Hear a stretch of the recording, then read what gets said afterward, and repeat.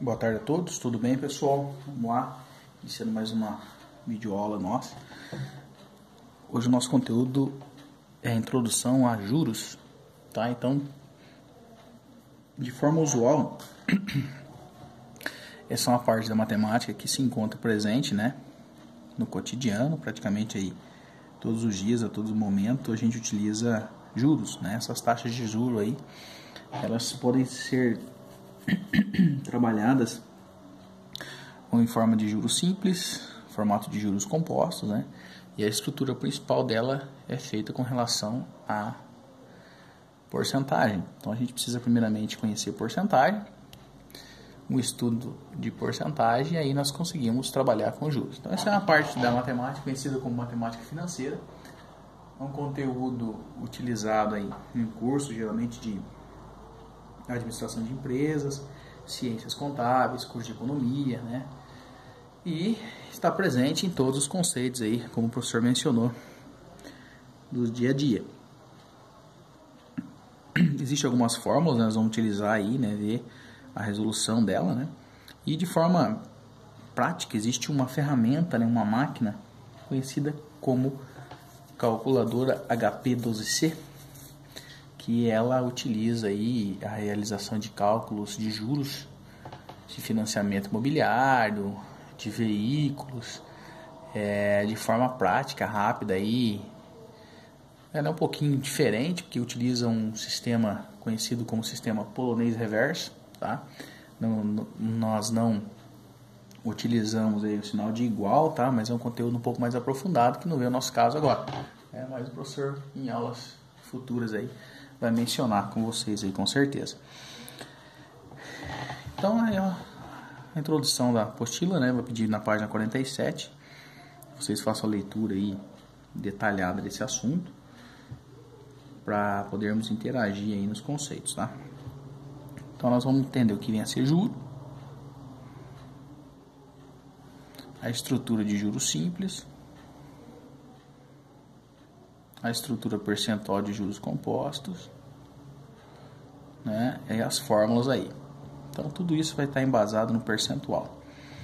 A palavra percentual, né, ou porcentual, lembra porcentagem.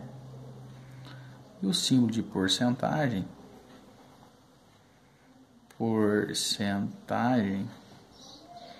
lembra por 100. Se vocês observarem, o símbolo de porcentagem é muito parecido com o número 100, né? Então, o porcento é como se a gente dividisse uma fatia, um valor monetário geral, né, em 100 micropartes. Então, um exemplo clássico, você imagine que duas pessoas estão numa sala, né, e uma pessoa tem no bolso R$50. A pessoa A, né, e a pessoa B tem R$20. Então, o 100% da pessoa A é os R$50. E o 100% da pessoa B é os R$20. Então, essa simbologia de porcentagem envolve o valor total, ou seja, o montante dessa pessoa, né, a quantidade que tem. Então, o 100% varia, né? Então, varia com relação ao exercício que nós temos. Então, dando sequência na apostila, né, vamos de maneira aí gradual, seguindo o ritmo da apostila, aí um ritmo um pouquinho mais devagar, para que não tenha nenhuma dúvida desse assunto, que é muito importante, muito cobrado e, né, como o professor já falou várias vezes aí, utilizado aí no nosso cotidiano.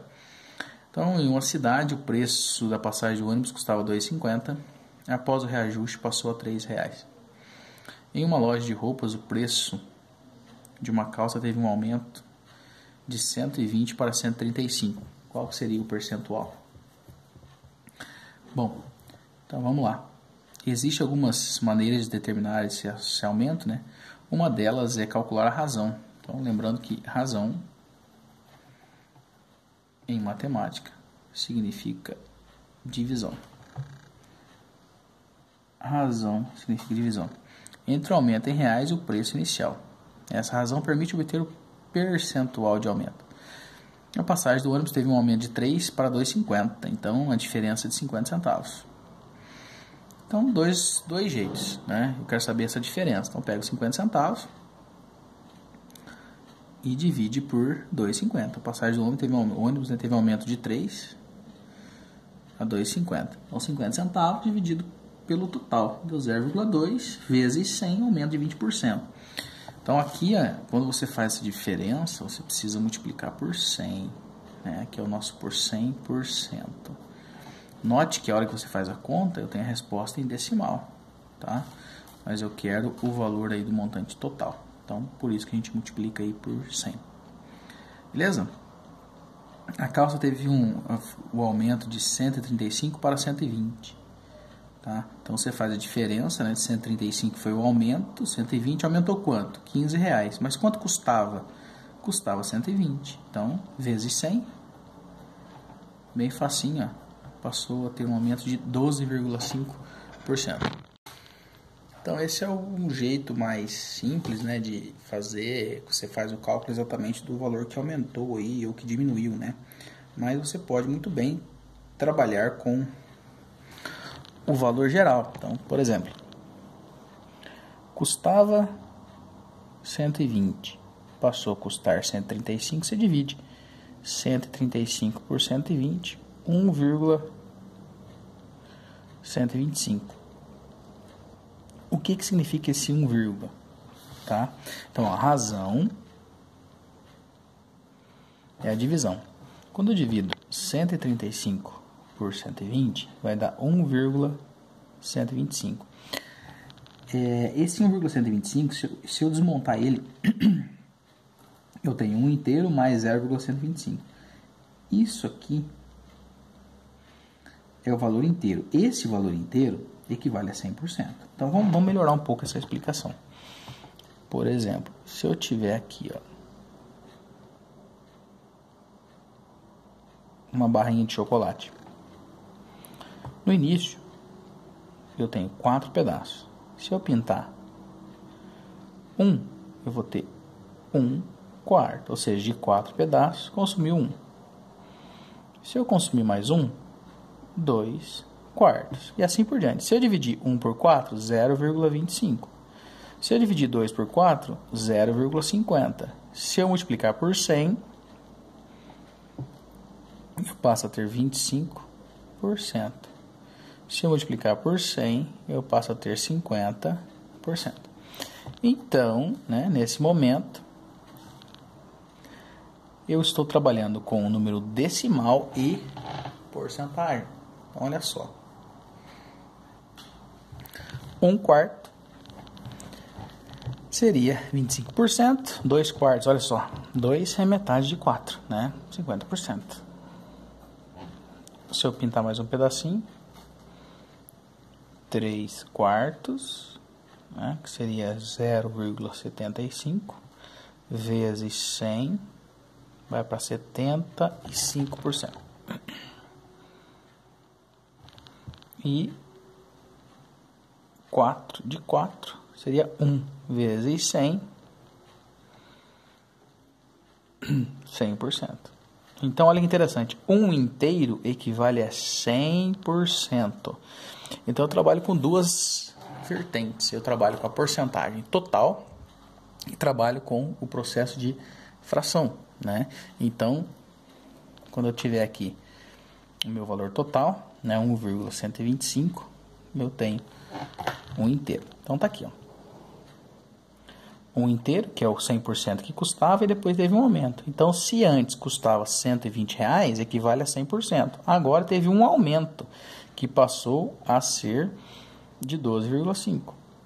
Né? Então, esse aumento aí deu 1,125. Após o início do ano letivo, o dono de uma papelaria fez uma promoção concedendo o mesmo percentual de desconto no pagamento à vista para todos os produtos de estoque. Sabendo que essa mercadoria, que custava R$25, passou a custar 20. Então teve um decrescimento aí, né? Qual era essa diferença percentual? Então a diferença de 5, então custava 25. Então nós vamos fazer o seguinte: 5 dividido, que é o desconto, né? dividido pelo que custava, 0,2, vezes 100, 20%. Mas, o que é esse 20%? Quando teve um aumento, quando fala em aumento, olha o resumo aqui, ó. Aumento, nós vamos fazer sempre 1 mais I. 1 mais I, ou seja, 1 é o 100% mais I, que é a taxa em porcentagem. Aumento. E se falarmos em desconto,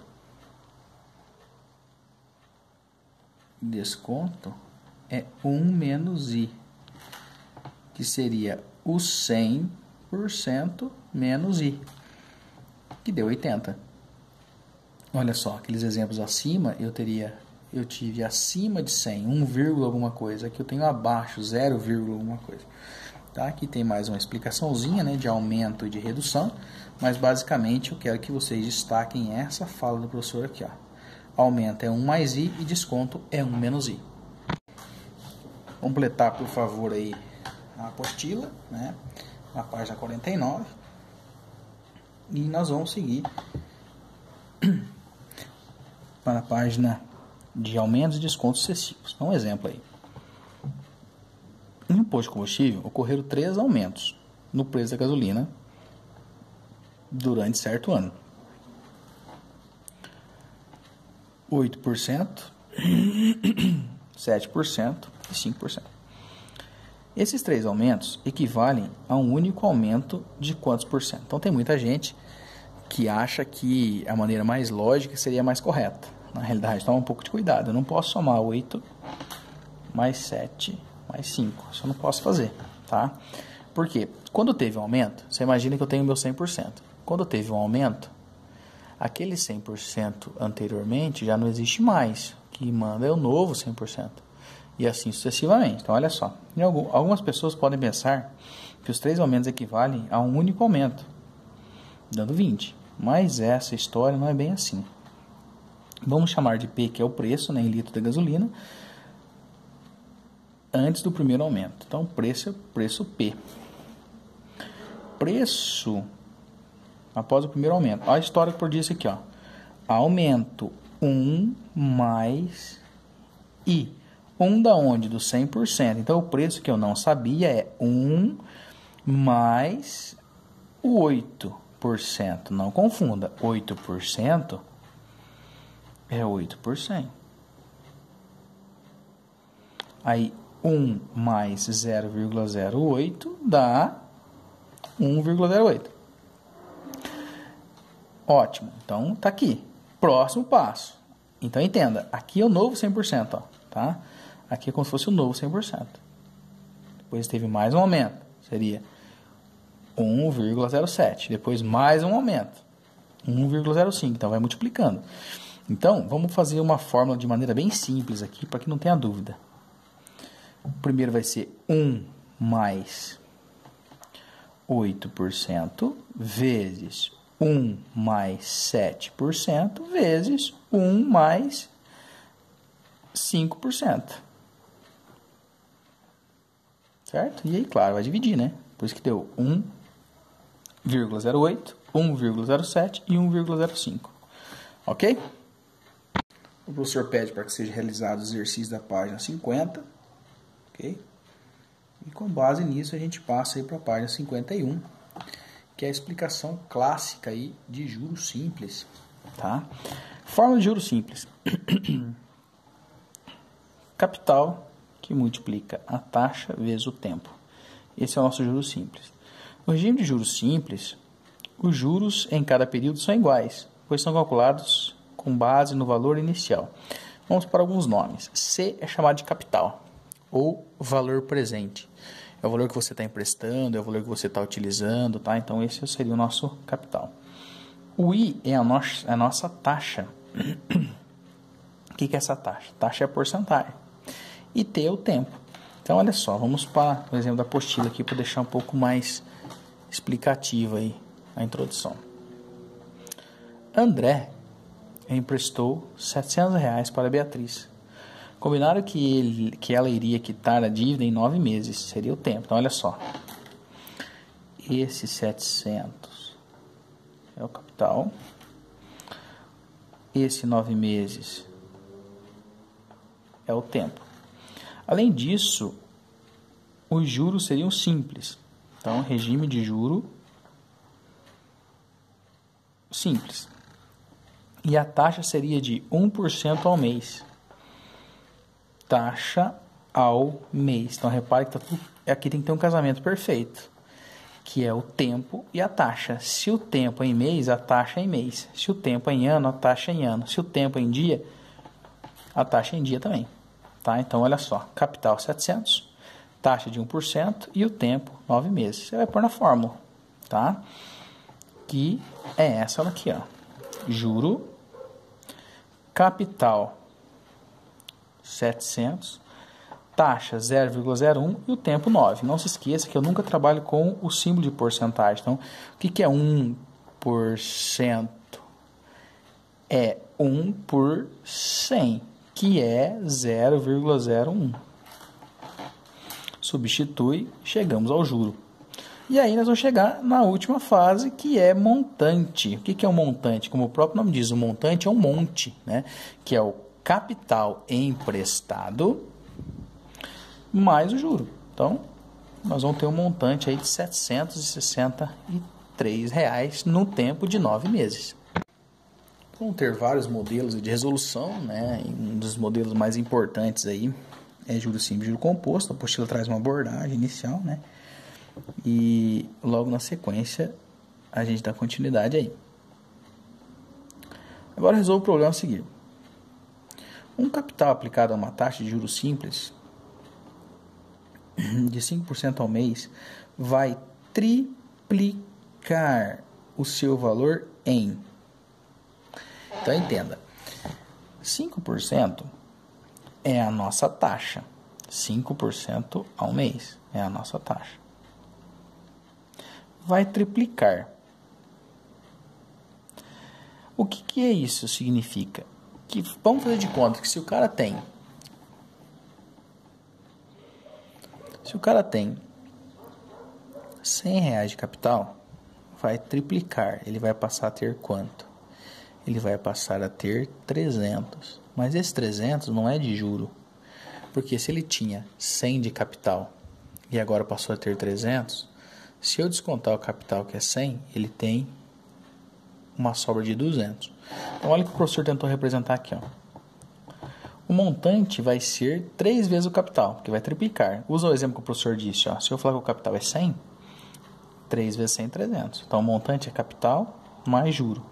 O meu montante é 3C mais o capital. Então está somando, passa diminuindo, chegando o juro de 2C. Então tá.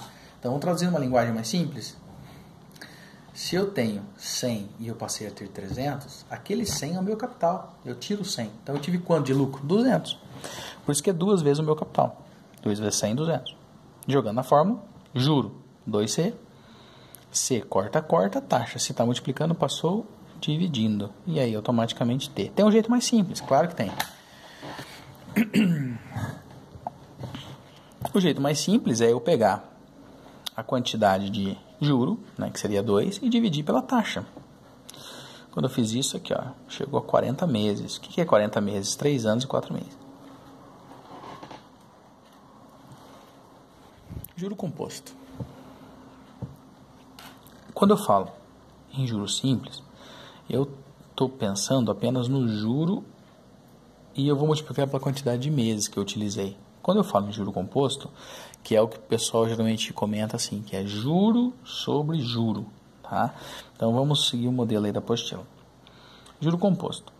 No regime de juros compostos, os juros em cada período são calculados sobre o valor do início desse período. Então, ó, quando o capital C é aplicado com uma taxa I de juros compostos, fixa em cada período, temos os resultados a seguir em cada um. Então, o montante ao final. Primeiro período. Capital mais capital vezes a taxa. Segundo, montante, taxa. Consequentemente, o que me preocupa é essa fórmula aqui, ó. Como que lê isso? Montante é igual a capital que multiplica 1 mais I elevado a T, Quem é esse T? Tempo. Isso aqui de exponencial, porque é juros sobre juros. Juros sobre juros. Tudo bem. Vamos por exemplo. Uma pessoa faz uma aplicação de R$12.000 em um fundo de investimento que rende 2% ao mês. Então, capital 12.000, taxa 2% ao mês. 2 dividido por 100, 0,2. 0,02, né? E o tempo em 3 meses. Você vai pôr na fórmula. 12.000 que multiplica 1 mais 0,02 elevado ao tempo, que é 3. Isso aqui você tem que usar a calculadora científica, tá? Às vezes o exercício já vai fornecer para vocês quais são os tipos que vai resolver. Então vai dar 1,02 a terceira. Você pode fazer 1,02 vezes 1,02 vezes 1,02, né? Ou você aperta a exponencial da tua calculadora e multiplica 12. Consequentemente, você já vai ter o montante. Essa fórmula, galera, ela já fornece para nós, ó, o montante com, o capital mais o juro, que é o montante. Se eu quiser descobrir apenas o juro, eu diminuo, né? Menos 12.734,50. Ok? Qual é o tempo necessário para que o valor aplicado dobre? Né? Então, aquele esquema que o professor tinha comentado aí. Então, você vai dobrar. Ao invés de ser 12.000, vai para 24. Né? Então, 24, que é o montante. 12.000 vezes 1 mais ao tempo aqui. Feito isso, tem que usar logaritmo. Tá? Olha só. 1 mais 0,02, logaritmo. Vai por log e log. Aí, log e log é a regra do tombo. O t joga, né? Você vai usar o logaritmo de 2. Se está multiplicando, passa dividindo. Log de 2 e log de 1,02. Dividindo vai dar o valor de 35 meses. Aqui, a nossa apostila traz um esboço bem interessante aí, explicando qual que é a diferença de juros simples e juros compostos num exercício. Então, vamos ver esse aqui. É muito importante para deixar claro. Todo tipo de financiamento, juros de banco, empréstimo, tudo é feito nessa tabela aí de juros simples e compostos. Considere agora uma aplicação de 10.000, que é o capital, que rende 20% ao ano. Vamos calcular alguns montantes, comparando a situação real com os juros compostos, como a simulação dessa aplicação de juros simples. Então eu tenho aqui 5 anos, ó. 0 ano, 1 ano, 2, 3, 4, 5. Juros simples.